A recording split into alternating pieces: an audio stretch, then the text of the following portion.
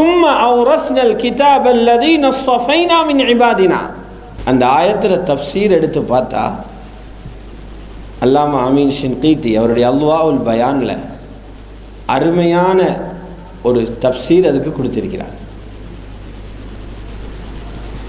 யார் இந்த குர்ஆனை எடுக்கிறாரோ அவர் ஹாஃபிலாக இருக்கட்டும், காரியாக இருக்கட்டும், முஃபஸ்ஸிராக இருக்கட்டும், இந்த குர்ஆனுடைய இல்மை படித்த பிறகு அவங்க 3 வகையாக பிரிஞ்சு போறாங்க.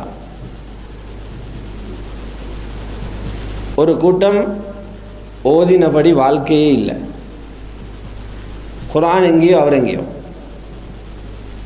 அல்லாஹ் இவர்களை சொல்றான், தனக்குத்தானே அநியாயம் செஞ்சு கொண்டவர்கள். ஃபமின்ஹும் ஸாலிமுன் லினஃப்ஸி. இரண்டாவது ஒரு கூட்டம், அவங்க நல்லதையும் செய்து கொள்றாங்க, பாவத்தையும் செய்து கொள்றாங்க, இவங்கள நடுத்தரமான ஆட்கள்ங்கிறான். வமின்ஹும் முக்தஸித். மூணாவது ஒரு கூட்டம், அல்லாஹ்வுடைய பெரிய ஃபضல அடைஞ்சவங்க, குர்ஆனிய வாழ்க்கை வாழ்ந்து கொண்டு போறாங்க. சொன்னோம் இப்னு மஸ்ஊத் ரலியல்லாஹு அன்ஹு மாதிரி அவங்க வாழ்ந்து கொண்டு போறாங்க. வமின்ஹும் சாபிகும் பில் கைராத். நன்மைகளில் முந்தி செல்பவர்கள். அந்த முசாபகா ஆக முக்கியம். சாபிகும் பில் கைராத் பிஇذنில்லாஹ். அல்லாஹ்வுடைய அனுமதி கொண்டு அவனுடைய கிருபையை கொண்டு நன்மைகளில் முந்தி செல்பவர்கள். குர்ஆனோடே வாழ கிடைக்கிறது. அது பணம் கிடைக்கிற மாதிரி அல்ல, சொத்து கிடைக்கிறது மாதிரி அல்ல, அது அல்லாஹ்வுடைய மிகப்பெரிய அருள். ذَلِكَ هُوَ الْفَضْلُ الْكَبِيرُ. அது ஆகப்பெரிய ஃபضல். இது கங்கிட்ட தான் விஷயமே இருக்கு.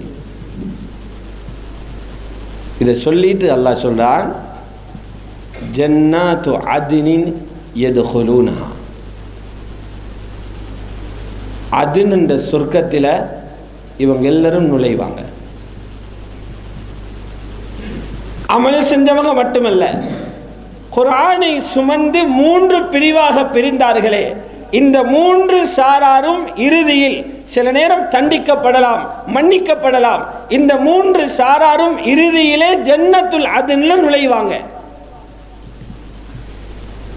அந்த முஃபஸ்ஸிர் எழுதுறார், இந்த யதுகுலூனஹால உள்ள வாவ் இருக்குதே, எவ்வளவு பெருமதியான வாவண்டா, துக்தபு பிமாஇ ஸஹப்.